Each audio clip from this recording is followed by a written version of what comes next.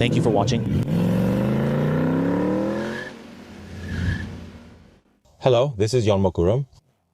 Today I brought Pillant. If you're already interested in Pillant, you've probably seen various test drive reviews, but I don't think anyone has seen the true side of Pillant at night. Especially this time, Pillant has adopted a premium strategy, adding ambient lighting and frequency-sensitive dampers to improve ride comfort. So, I'll start by showing you what Pillant looks like at night.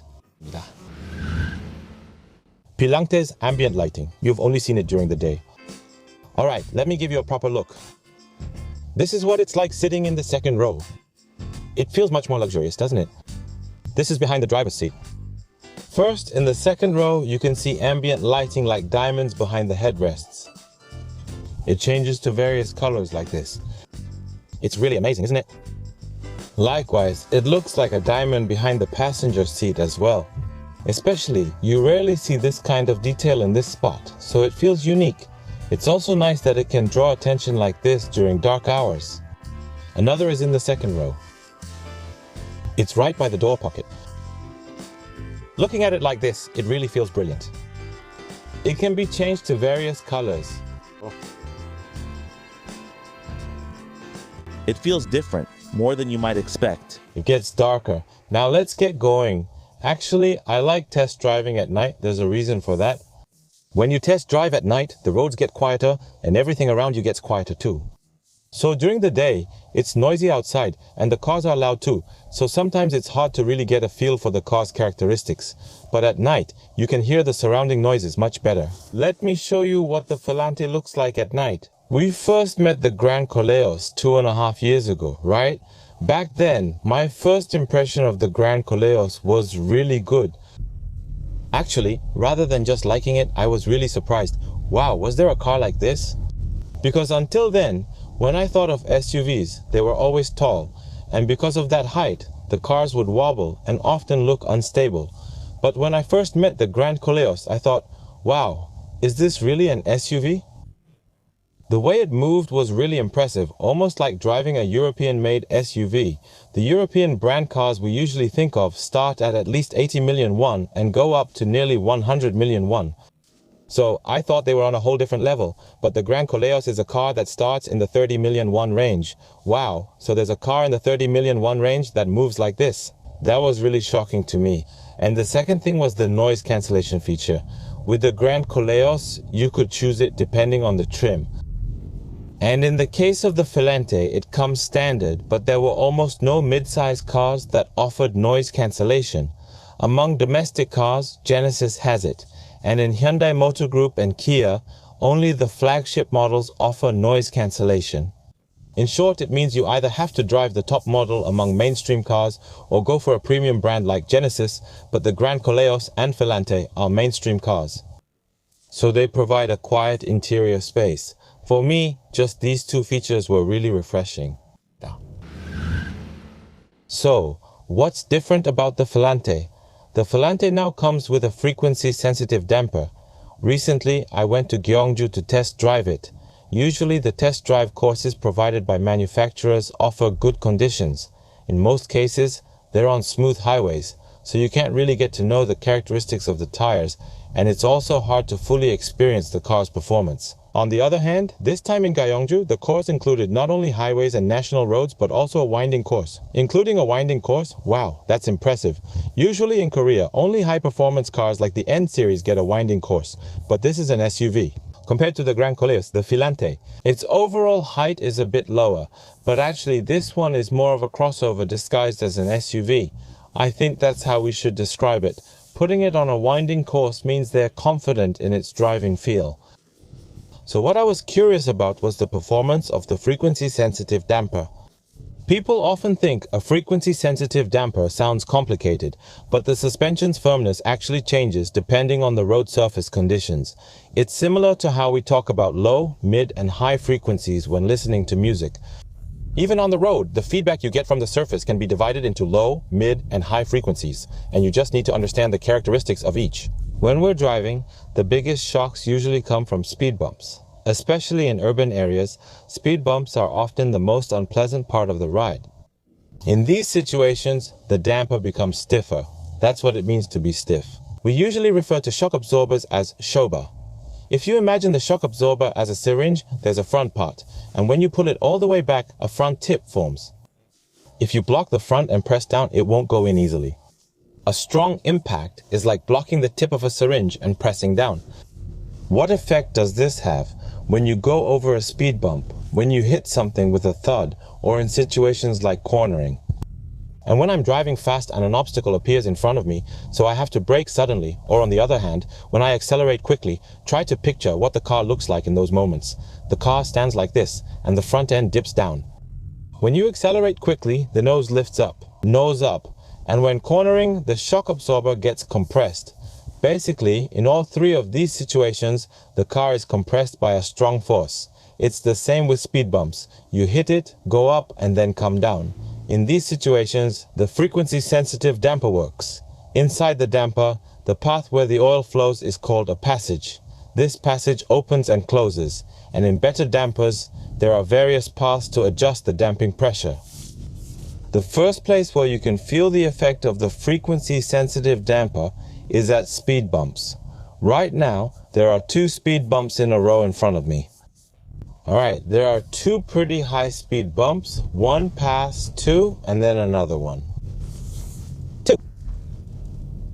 If you're test driving the Pillant, the one thing you absolutely have to check is the speed bumps.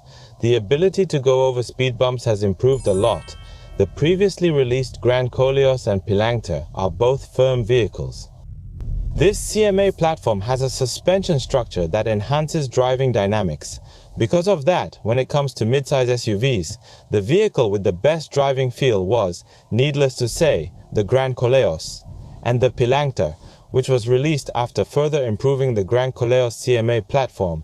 So the common point between the 2 vehicles is that both are firm cars. That's why, in the case of the Gran Koleos, when used as a family car, many people felt it was a bit too firm and burdensome. But this was solved in the Pillant. With the addition of a frequency-selective damper, it has definitely become smoother.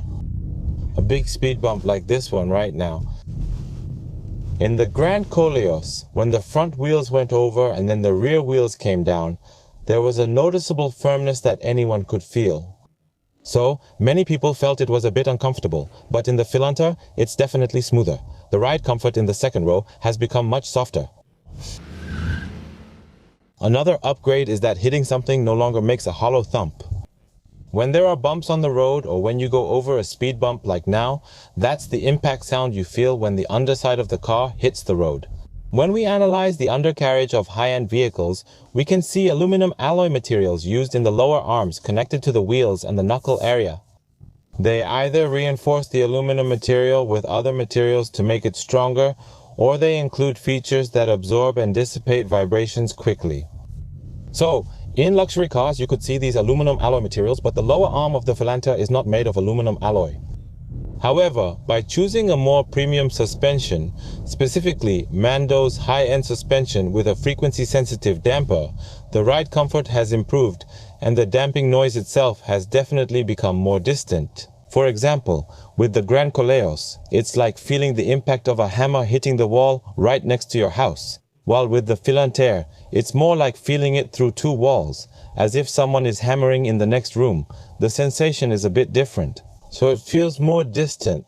When these thumping sounds feel farther away, as a driver, you perceive it as more premium. In conclusion, with the frequency-selective damper, the ride quality has definitely improved at low speeds, especially when going over speed bumps.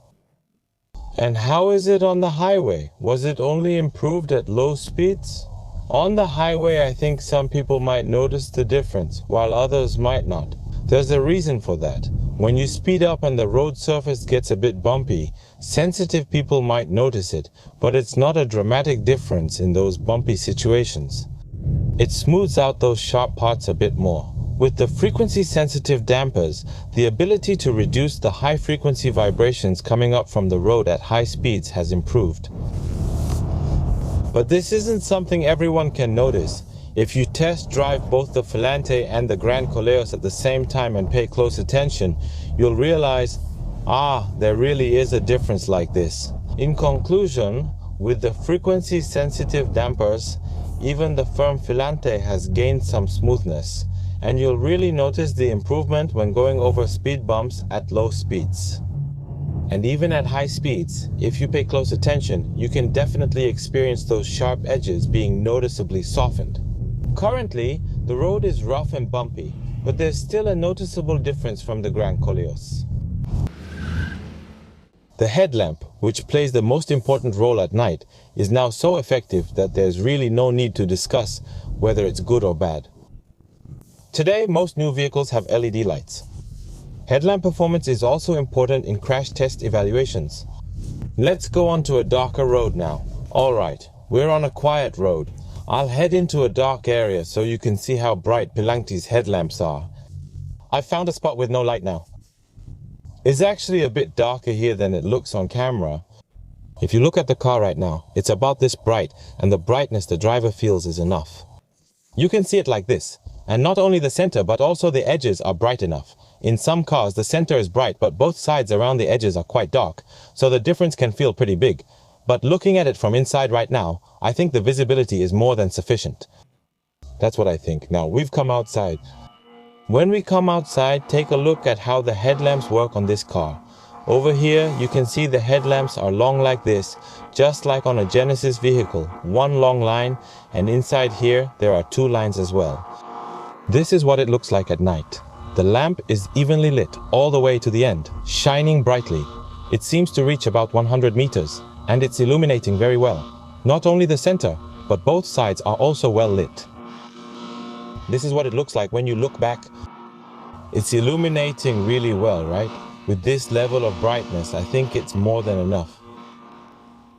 One of the most practical features I found while using the Pillant was the function that displays the distance in centimeters in situations like parking. I showed you how convenient this was in the previous Gran Koleos as well, and I even made a separate video to let you know about it. When we first start the car and set off, and then at the end of the day when we stop the car in a place like a parking lot, that's when we park the car. It displays the distance in centimeters. Now, if you actually use this feature yourself, you'll probably have similar thoughts to mine. This time, after using it in Gyeongju and then doing a long-term test drive, one of the cars that came to mind the most was the Gran Koleos. The Gran Koleos and the Pillant are built on the same platform, but the Pillant is actually a much larger vehicle with the same platform. Can you make them exactly the same? No, you can't. The Pillant shares the CMA platform with the Gran Koleos, but it's a vehicle with many improvements, including enhancements to the platform itself. However, there's quite a price difference between the two vehicles. Basically, there's about a 5 million won difference. The front design, ride comfort and convenience features are also quite different.